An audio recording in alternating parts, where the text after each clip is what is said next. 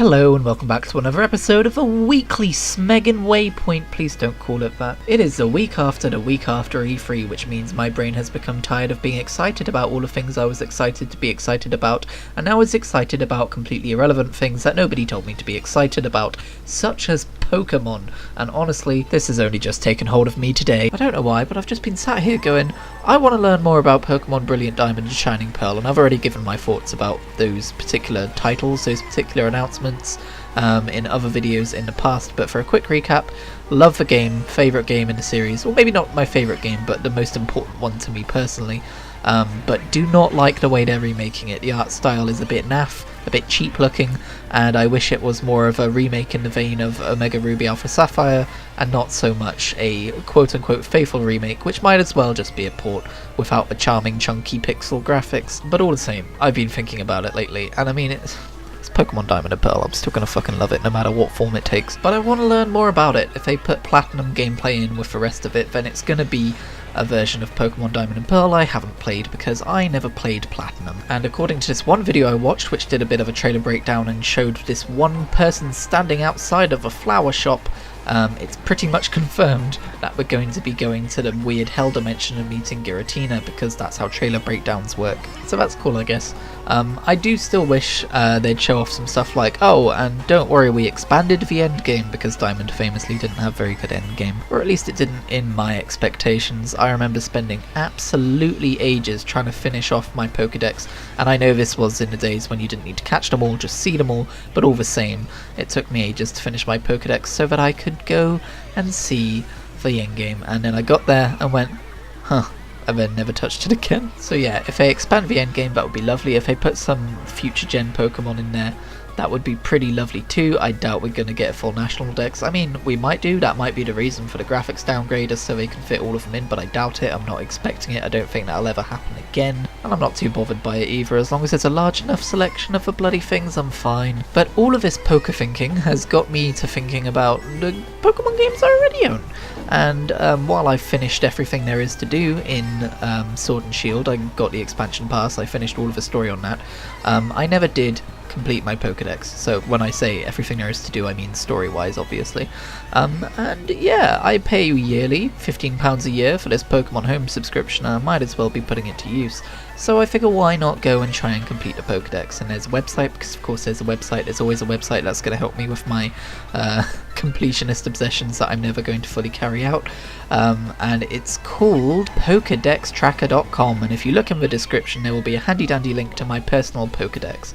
And it lets you basically just track which Pokemon you've caught, and it will give you suggestions on where to look for other Pokemon and all that kind of a thing. But I'm not starting with Pokemon Sword, I'm starting with Pokemon Let's Go Eevee Edition, because I never finished that game. I got 4 gyms in, and I loaded it up today, and I thought, I don't know if I'm just going to bounce off this or if I'm going to play it. And then I sat down and played it for about 5 hours straight, and I've got an entire video to edit together for it, and that's going to be going up soon. Well, I say soon, it's probably going to be scheduled a few weeks from now, but yeah, I'm back into Pokemon. This always happens. This is the way my brain works, for any of you who aren't aware. I have several obsessions in gaming, and they lapse and then they come back, and this happens on a month-to-month basis. And at the minute it's Pokemon, and I forgot how fun Let's Go Eevee is. It is a really good Pokemon game, and I think I'm probably going to finish it. I'm going to start off my I'm not going to try and do a living dex initially, but I'm going to start my efforts from there. Basically, I was just sat there going, man, I really want to play a Pokemon game, and then, oh wait, I've got a Pokemon game that I never finished. I just kind of discounted it because it's Kanto. I've played Kanto to death. But it's a really good version of Kanto. Let's Go gets a little bit discounted, not price-wise, god no, it's Nintendo, it's first party, god no. It gets dismissed is the word I'm looking for when people talk about Pokemon games, because it's not a core Pokemon title, it's kind of a spin-off. It's kind of a remake of a core Pokemon title, but the spin they do on it is different. Like, it hasn't got a lot of features that are central to the main games, but it does them in a really interesting and different way instead. For those of you who don't know, you basically level up your Pokemon by catching Pokemon. There are still trainer battles, but there's no wild battles.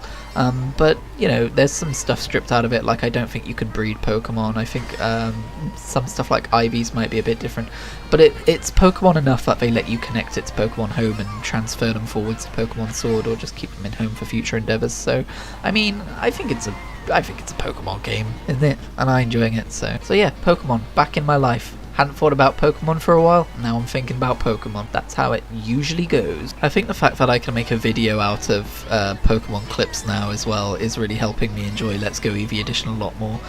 Because before then I would take a lot of Switch share clips and post them and tweet them.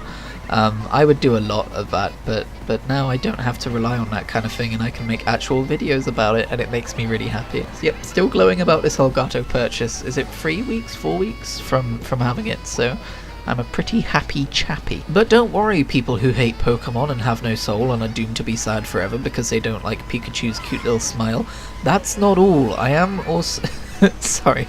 No, if you don't like Pokemon, it's fine. I am also going to talk about the Xbox Extended Games Showcase. And if you're not a fanatic like me, you might be wondering... Did they really announce anything new besides the Xbox Design Lab? And no, not really. But that presentation did a really fucking good job of selling me on pretty much all of the games in the showcase, the proper E3 showcase that is, that I looked at and went, oh, I guess that's kind of interesting. It bumped it up from that to, ooh, I might actually download this. Stuff like Microsoft Flight Simulator, where I was like, I don't really care about Microsoft Flight Simulator. And then I watched a bit of a gameplay they showed off, and I listened to the developer talk about it, and I went, oh fuck, I kind of want to try Microsoft Flight Simulator. When they stopped talking about it as a way of like, oh, it's about learning how to fly a plane with all the buttons and knobs and the taking off and the landing and the worrying about altitude. They stopped talking about that and they started talking about, yeah, it's really cool to go and fucking see the pyramids. And we've been updating the world and making it more 3D over the course of like the last year, and we're going to keep updating it. I'm like, oh, hang on a minute, this sounds a lot like when I downloaded Google Earth like a decade ago and spent ages just zooming around and looking at various places. I can do that, but in a game world, in a plane, and it's like better realized. I want to do that. Wouldn't buy it, but Game Pass though. Other titles similarly caught my eye. Psychonauts 2 was previously something that I was going to download, but I was just like, I mean, it's not Ratchet and Clank. But then during this deep dive I was like, who cares that it's not Ratchet and Clank, it's Psychonauts, it looks awesome, it's its own thing, it's about exploring people's brains, I love it. I did actually download Psychonauts 1 on Game Pass, but that's my second time attempting to play that game, and it's aged a bit. I'm probably just going to hold out for 2. I do not like RTS games, but they kind of sold Age of Empires 4 as this historical exploration, and I might just play it on easy just to see all the history. I even thought Grounded looked kind of cool, and that's a game that I've very stoutly not cared about for quite some time now. I don't know, man, maybe it's just because Paris Lilly did such a good job hosting that showcase, but it looked fucking cool. Like everything. If you're wondering, he's not specifying what looked fucking cool.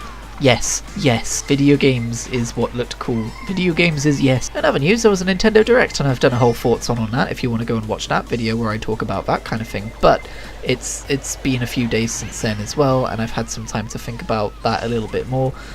Some stuff has had some time to simmer. The kind of stuff I don't care so much about has fallen to the bottom, Breath of the Wild 2, and the stuff I care about a little bit more has risen to the top. Super Bloody Monkey Ball. I've never played a Super Monkey Ball game, as I mentioned in the Thoughts on video, because when Banana Blitz came out a couple of years ago, I heard from various sources that it's not a good Super Monkey Ball game because you can jump in it. Or you're supposed to jump in it to solve the levels, and it's not a game that's supposed to be about jumping. It wasn't true to its original roots.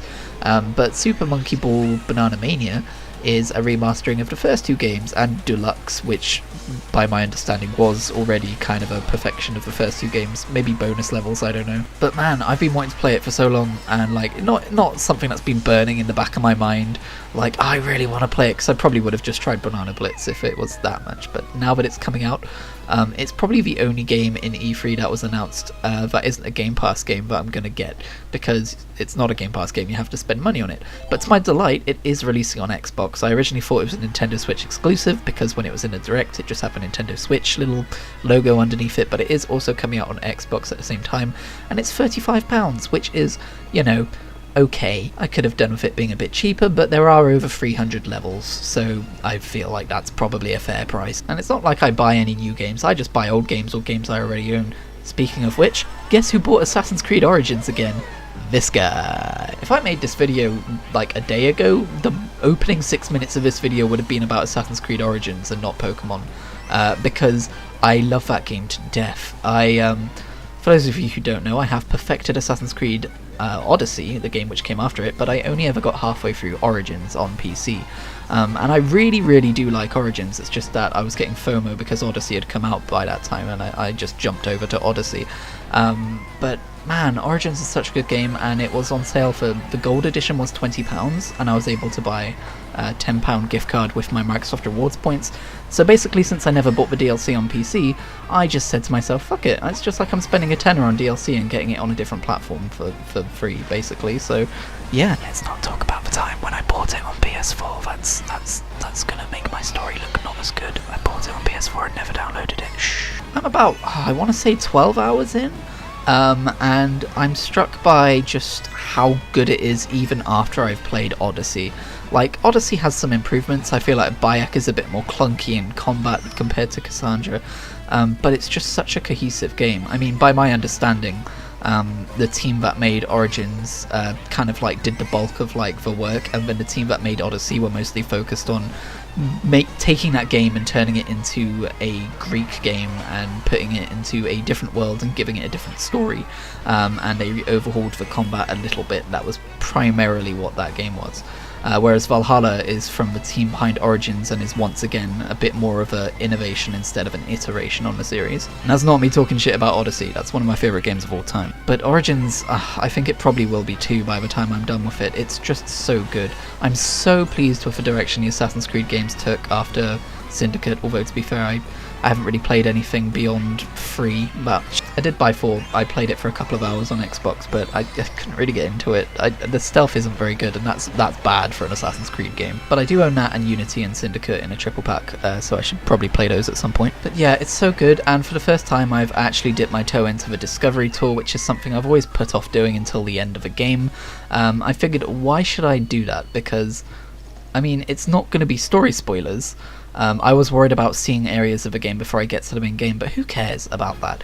It actually helps with the story of the game itself, because now I know more about the politics of that kind of era of Egypt that Bayek is in, so I know kind of a background story. I kind of know what's going on, whereas when you're experiencing it just through Bayek's eyes, you don't necessarily get that kind of understanding of events that are occurring, because there's a big difference between seeing a story from a certain point of view and knowing a story from like kind of history and every point of view, at least that we know of. Anyway, thank you very much for watching this very rambling video, and I will see you next week for more. Please don't let Larry haunt you.